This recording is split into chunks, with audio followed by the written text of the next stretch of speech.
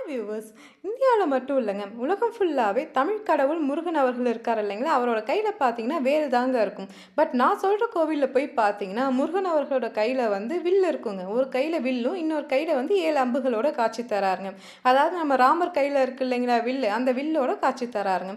இந்த கோவில் பார்த்தீங்கன்னா 750 வருஷம் பழமையான கோவிலுங்க. பல்லவர்கள் காலத்தில் கட்டப்பட்ட கோவிலுங்க.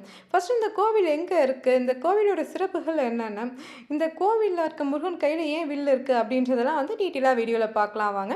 அதுக்கு முன்னாடி உலகம் ஃபுல்லாக இருக்கக்கூடிய இந்த மாதிரி இன்ட்ரெஸ்டிங்கான நியூஸ்லாம் தெரிஞ்சுக்கணும்னு நினச்சிங்கன்னா மறக்காமல் நம்ம சேனலை சப்ஸ்கிரைப் பண்ணிவிட்டு பாருங்கள்.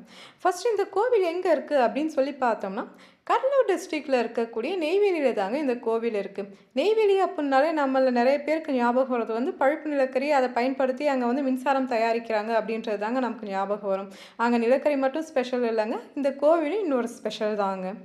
ஃபஸ்ட்டு நெய்வேலிக்கு எப்படி போகிறது அப்படின்னு பார்த்தோம்னா பண்ருட்டிக்கும் வடலூருக்கும் நடுவில் தாங்க நெய்வேலி இருக்குது. வடலூர்லேருந்து பார்த்தோம்னா ஒரு 15 மினிட்ஸில் நெய்வேலி போயிடலாங்க. பண்ருட்டிலேருந்து பார்த்தோம்னா ஒரு 20-25 நிமிஷத்தில் வந்து நெய்வேலிக்கு போயிடலாம். அந்த நெய்வேலியில் தாங்க வந்து இந்த முருகன் கோவில் இருக்குது. அந்த கோவிலோட பேர் என்ன அப்படின்னு பார்த்தோம்னா வில்லுடையான்பட்டு முருகன் கோவில் அப்படின்னு சொல்லுவாங்க. நாளடைவில் அது வந்து மருவி இப்போ வந்து வேலுடையான்பட்டு முருகன் கோவில் அப்படின்னு சொல்லி கூப்பிடப்படுதுங்க.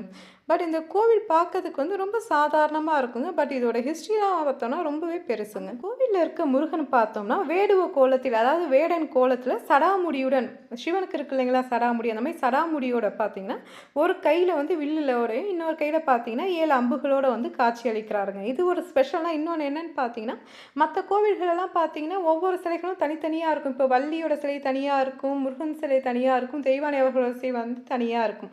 பட் இந்த கோவிலில் பார்த்தோம்னா 3 சிலையுமே வந்து ஒரே கல்லால் ஆன சிலைகளாக இருக்குங்க. இது வந்து இன்னொரு ஸ்பெஷல். ஒரே கல்லில் வந்து 3 சிலைகளுமே இருக்கும். முருகன், வள்ளி, தெய்வானை அவங்க 3 பேரோட சிலை இருக்குங்க. இந்த கோயிலோட மூலவர் சிலை மற்றும் அந்த 3 பேர் முருகன், வள்ளி, தெய்வானை இவங்க 3 பேரோட சிலையுமே வந்து சுயம்பா உருவானதாக சொல்லப்படுதுங்க. புராண காலத்தில் பார்த்தீங்கன்னா இந்த பகுதி வந்து அடர்ந்த வனமாக காடாக இருந்துச்சுங்க.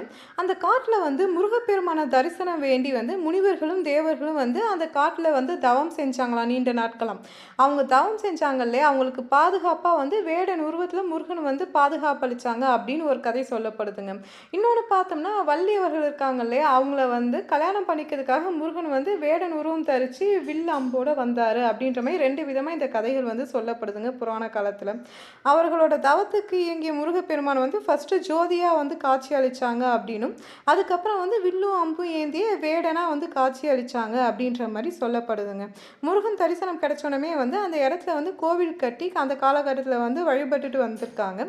காலப்போக்கில் வந்து இயற்கை அழிவின் காரணமாக வந்து அந்த கோவில் வந்து மண்ணுக்குள்ளே புதைஞ்சு போயிருக்குங்க. அதுக்கப்புறமா பார்த்தீங்கன்னா கலியுகத்தில் 13ஆம் நூற்றாண்டில் வாழ்ந்த சித்திரக்காடவன் அப்படின்ற பல்லவ வம்சத்து மன்னரால் இந்த கோவில் கட்டப்பட்டுச்சுங்க. அதை பற்றி பார்க்கலாம் வாங்க. இந்த சித்திரக்காடவன் அப்படின்ற பல்லவ மன்னவர் அரண்மனையில் பார்த்தீங்கன்னா நிறைய பசுக்கள் வளர்க்கக்கூடிய பழக்கம் இருந்துச்சுங்க. அவங்க வந்து நிறைய பசுக்கள் வளர்த்தாங்க.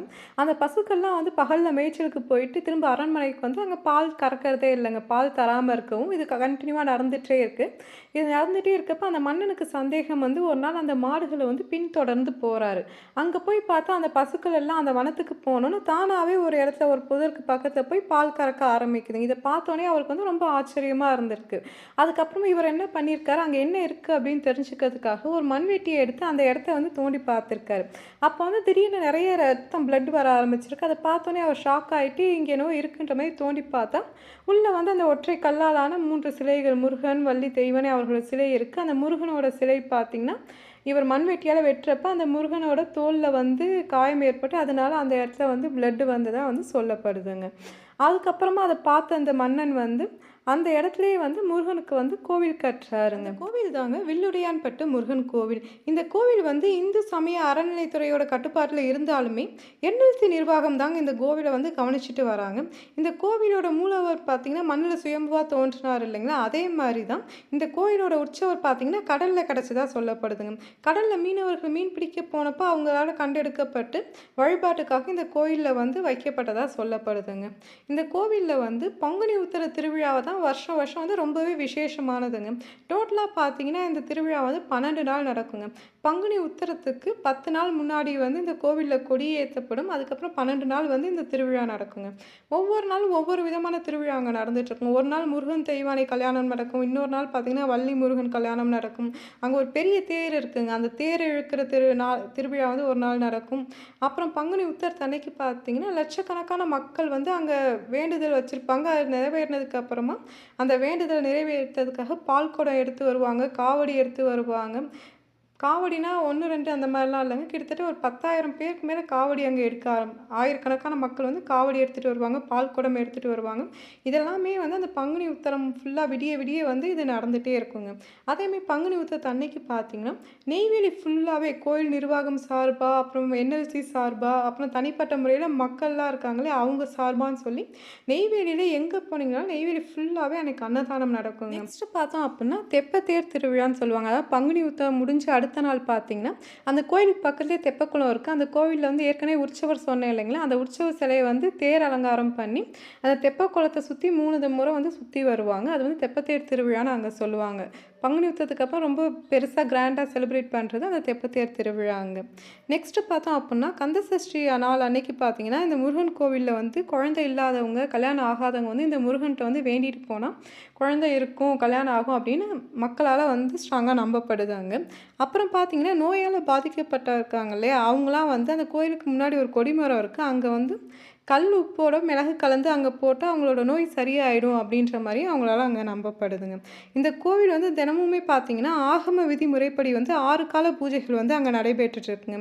கோயில் எந்த நேரம் தொறந்திருக்கும் அப்படின்னு சொல்லி பார்த்தோம்னா, காலையில 6:30லேருந்து மதியம் 12:30 வரைக்கும் தொறந்திருக்குங்க.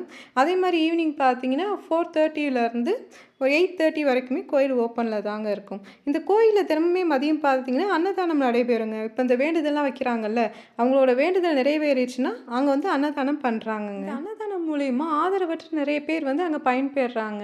அன்னதானம் பண்ணணும்னு நெனைக்கிறவங்க வந்து அந்த கோயில் நிர்வாகத்த போய் கான்டாக்ட் பண்ணி, அந்த ஃபார்மாலிட்டீஸ்லாம் முடிச்சுட்டா அங்க அன்னதானம் பண்ணலாங்க. முருகன வில்லோட பார்க்கணும்னு நெனைச்சீங்கன்னா, நெய்வேலியில இருக்கக்கூடிய வில்லுடையான்பட்டு முருகன் கோவில்ல போய் பாருங்க. இந்த மாரி இன்ட்ரெஸ்டிங்கான நியூஸ்லாம் தெரிஞ்சுக்கணும்னு நெனைச்சீங்கன்னா, மறக்காம நம்ம சேனல சப்ஸ்கிரைப் பண்ணுங்க.